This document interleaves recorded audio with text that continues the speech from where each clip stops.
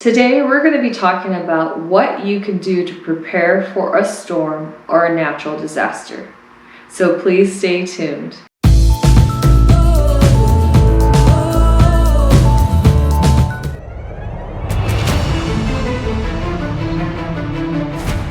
Welcome to the Bold Encourager. I'm Rebecca. If you're new to my channel, please go ahead and hit that subscribe button. It doesn't cost you anything. It just allows for me to get my positive, encouraging messages out to everyone. So today, I'm going to be talking about how you can prepare for a storm or a natural disaster. And this is like real life stuff. So the reason why I wanted to talk about this is I have some friends and people I knew that live in Texas and that had to go through this crazy thing where it was so cold that they lost power, and they also didn't have water in some cases. So I thought that this was a pretty serious situation, and I thought it'd be great to do a video on it because I myself am a camper. I'm not a survivalist or anything, so I'm not any kind of professional, so don't think that I am, but this is more just for basic information of what you should have on hand to prepare for these kind of things. I'm not saying to panic and go crazy and buy everything out in the store, but I'm just saying these things are something you should have on hand just in case of an emergency. So how can you prepare for a storm or natural disaster? And these are things that you should just have around the house in case your electricity went out or you had no water.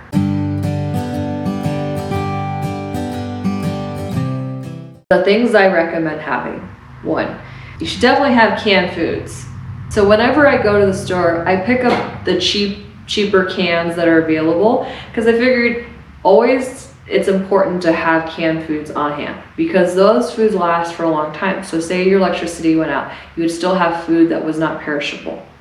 Also, there's rice, pasta, things like that you should have on hand because those things tend to last a lot longer. So food with a longer shelf life are very important to have in your pantry. So always keep that on hand.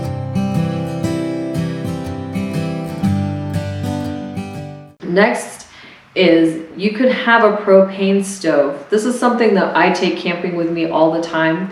It's definitely something I recommend having.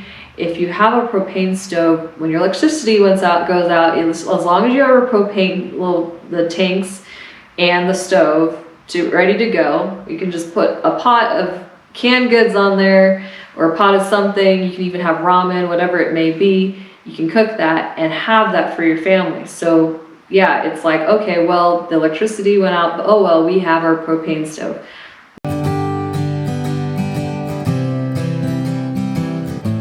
Another thing is definitely have a lot of flashlights and even just any kind of light source that requires batteries on hand, because that way when your light source is taken from you, I know you can do candles too, but those burn out quickly. So it's always good to have flashlights and little light sources around the house that require battery instead of electricity.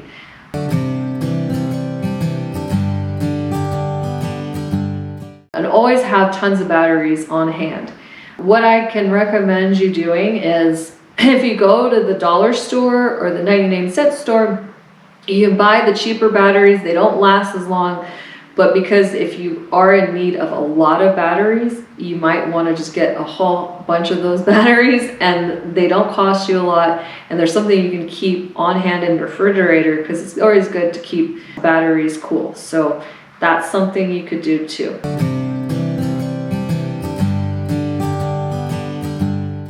Another thing you can do is I highly recommend having a first aid kit. You don't know if something could happen when there's a natural disaster or some kind of storm. You might want to have a first aid kit just in case somebody gets hurt or something that you can kind of attend to until you're able to get to the hospital. So I highly recommend having a first aid kit on hand.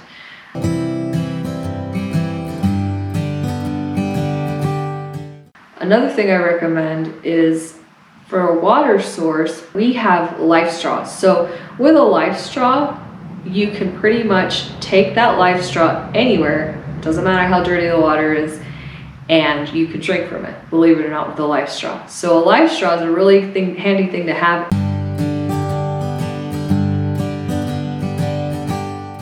The other thing you can do is just, I mean, it's not environmentally conscious, but if you have bottled water in your house, you can always do that. What we do is we have these big water bottles that we have, and we just fill those up. And basically they're like huge, and we just fill those up and put them in our shed, so we don't have to buy the bottled water or whatever.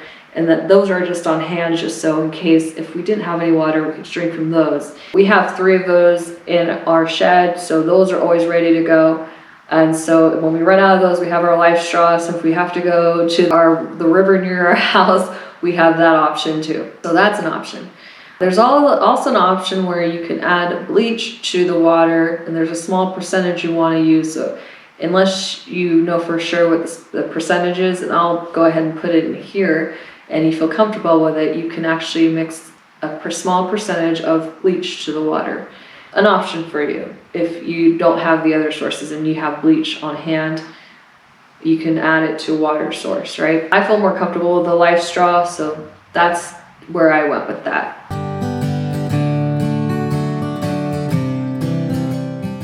The other thing I would recommend is to have a really good cooler on hand. The reason why I say this is most likely your fridge is going to go out. And well, it is going to go out when the electricity goes out. So you need a good cooler on hand to handle all of those goods so they don't go bad. Mostly dairy, of course, right? But a lot of times just the average water cooler is not going to work. So the Yeti one is what a lot of people recommend having.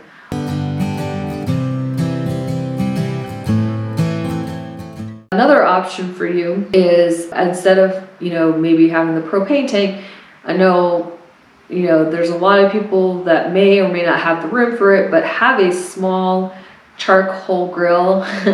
It helps, and having charcoal on hand as well, so to cook your food. Those sources are going to be more reliable than electricity when you have no electricity, so it's good to have them on hand. And then of course it's like, okay, yeah, our electricity's out, but we can go ahead and grill, and it just makes light of the situation. So that's another idea for you. So I have some additional options or tips for you so that you can be extra prepared.